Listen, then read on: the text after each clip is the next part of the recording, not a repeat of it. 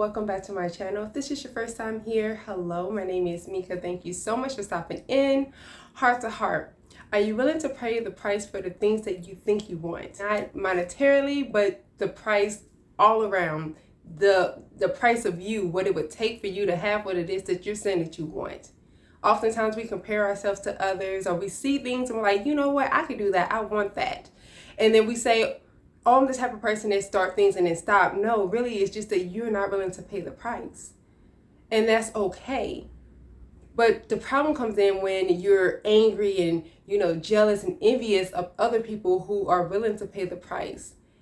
Not saying that you should be out here paying the price for everything, because everything is just not for you. You need to get in tune with who you are and figure out what your calling in life is. So then you will know what's worth you paying the price for and what's just like, okay, that's not for me. That's nice, it looks fun, I wish I could do something like that, but let it go. Getting jealous and envious is what's going to make it hard for you to see your purpose, to see what your calling in life is.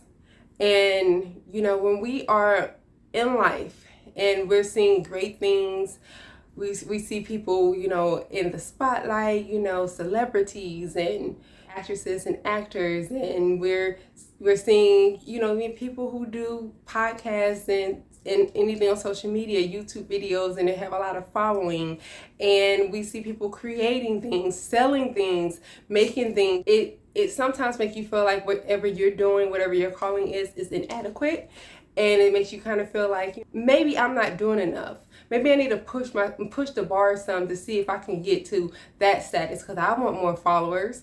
I want to be able to have my name out there. I want people to know who I am. But are you really sure that you're willing to do whatever it took for you to get to the same spot that they're in? Because a lot of these influencers and things, a lot of my favorite influencers I watch and I follow, and I'm proud of them. I don't care how big or how small their YouTube channel is. I'm proud of them because they're doing something that they feel is their purpose. They're sharing their personal life, which sometimes to me, I'm like, yeah, they're sharing too much. But they do that because that's for them. Me, on the other hand, it's like sometimes I'm like, oh, well, I don't have that many followers and I don't get that much engagement on my channel, and it makes me feel down. But then I have to remember what God told me. He told me as long as you reach one, you're doing your job. That's the purpose for me. You share your testimonies, you be faithful and consistent, and you don't talk about people and bring people down. And your focus should be to help improve people's lives, to give people a glimpse of hope, to tell people about me. That's your job, and that's it. He didn't say, Mika, guess what? You're about to be famous. I want you to have all the glitz and glamour. I want you to be talking about everything in the world, just having fun with it. He didn't say that to me. And so that's why some people may look at my videos and say, this is boring. Some people may look at my videos and say, yeah, it's okay. It's a pass, but it's okay. And some people are like, I needed to hear this, because it's not for everybody.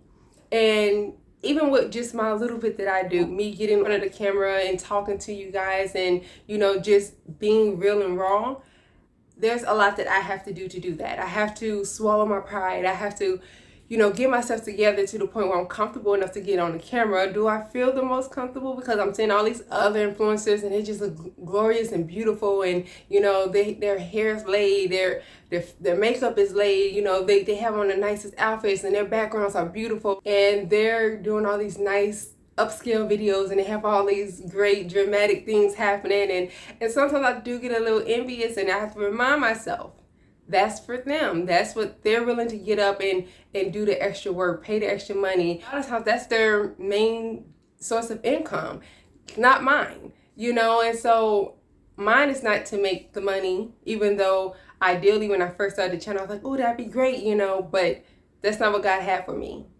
And so I just do my videos more so like my personal journal, but I'm sharing it because that's what I feel God has told me to do. So I share it with you all. And I still have things that I have to do. I have to make sure that I'm consistent. There's times where I have to just sit with God and just really think about, okay, this is what I'm talking about.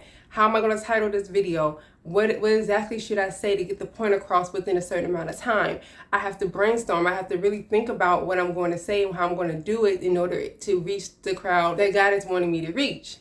I have to have tough skin because you never know what people think or what they're going to say. There's so much that you have to put into it. So my question again is, are you willing to pay the price? So when I'm feeling envious and jealous of the people who's got 3,000, 100,000 subscribers and followers and these huge influencers, I have to remind myself they had to pay a price for that. A lot of times they're giving up things financially. They're not getting rest. They're being attacked a lot of times for the things that they do, because the more people, the more problems, because now you got more people who have opinions and feel like they have the right to say whatever they want, and not even realizing that sometimes the things that they say is rude and negative and hurtful. So they're allowing a lot more people into their space. And I'm an extrovert, but I also am an introverted person. So I'm an extrovert to an extent, but I'm still more private, and I'm more comfortable with not having everybody having their 2 cents to say about me. So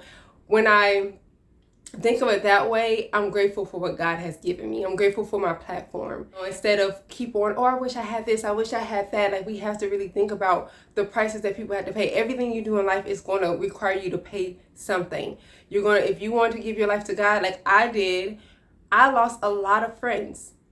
I lost a lot of people that I thought I would always have in my life. And it just fell away. It wasn't negative or anything. It just kind of just naturally and gradually fell apart because God was separating me. And when I moved, I gave up friendships from that. And I also just gave up everything. I gave up control, and in order to follow whatever God was telling me to do. I was working full time and going to school. I was exhausted. So when you see the pictures of, oh, I graduated and oh, this is great, oh, I moved to a whole nother state, I look great, you see all these smiles and stuff, know that there was a price behind everything. You don't know outside of what you see in the present. You don't know what that person has gone through. So the next time that you're getting jealous about your friends and family members and, other people around you on your social media and all that, getting married, getting engaged, you don't know the price that they pay. A lot of those women have put up with a lot that maybe you're not willing to put up with, and that's why you're still not married. You don't know what's coming for them. And I'm not wishing bad on anybody. Like, you just don't know. They can have beautiful marriage, but I'm just saying, you don't know the price. They may have had to let go of some of their friends and stuff in order to have a peaceful, happy marriage. You don't know, but they had to pay something. You see luxury cars and people living in luxury apartments and all this, but you don't know the price they had to pay. What are they giving up to have it? A lot of people are in debt trying to live those lifestyles. A lot of people, they're not eating and they're giving up things like that just to say they live in a nice neighborhood. You just don't know. So whenever you feel jealous and envious, or whenever you're feeling like, you know what, I want what so-and-so has and it's not fair, think about, are you willing to pay whatever price that they may have had to pay? Nothing comes easy. You don't get to just wake up and jump into these shoes of a greater life without having to pay something. But that's all I have to say. Y'all let me know what you think. Drop your comments in the comment box below as usual.